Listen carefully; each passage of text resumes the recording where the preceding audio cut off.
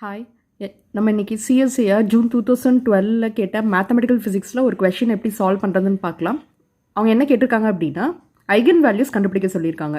அதில் ஒரு மேட்ரிக்ஸ் கொடுத்துருக்காங்க. A = 1 2 3 2 4 6 3 6 9. அதில் 4 ஆப்ஷன் வேறு கொடுத்துருக்காங்க. இது எப்படி நம்ம பார்த்த உடனே ஈஸியாக சால்வ் பண்ணலாம் அப்படின்னா நார்மலாக sum of eigen values is equal to trace of the matrix. இப்போ ட்ரேஸ் அப்படின்னா என்ன அப்படின்னா சம் ஆஃப் த டயகனல்ஸ் தான் ட்ரேஸ். இப்போ இதோட டயகனல் எலமெண்ட்ஸ் என்னது 1 4 9.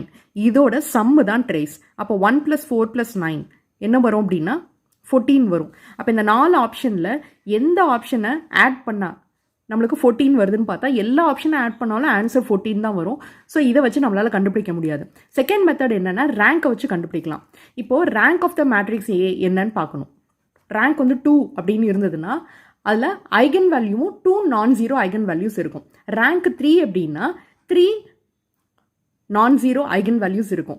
ரேங்க் 1ன்னா 1 நான்-ஜீரோ ஐகன் வேல்யூ இருக்கும். ஓகே, இப்போ இதோட ரேங்க் என்ன நம்மளுக்கு பார்த்தாலே தெரியுது. ஃபஸ்ட்டு ரோவில் 1 2 3 இருக்குது. ரெண்டாவதுல 2 4 6, மூணாவதுல 6 3 6 9. இதில் வந்து ஈஸியாக நம்ம சில ஆப்ரேஷன்ஸ் மூலமாக இந்த 2 ரோவையும் நம்ம ஜீரோவாக்க முடியும். அப்போ இதோட ரேங்க் என்ன வரும்? ஸோ ரேங்க் வந்து 1. ஸோ ரேங்க் 1ன்னா number of nonzero eigenvalues அதுவும் 1. அப்போ இதில் எல்லாத்துலேயுமே பார்த்தீங்கன்னா number of nonzero eigenvalue 1 தான் இருக்கணும். மீதி ஃபுல்லாக 0 இருக்கணும். அது எந்த ஆப்ஷனில் இருக்குது? கரெக்டாக ஆப்ஷன் டி தான் கரெக்ட் ஆன்சர். ஏன்னா இதனால நான்-ஜீரோ ஐகன் வேல்யூ 1 இருக்குது, மீதி எல்லாம் 0 ஆயிருக்கு. ஓகே,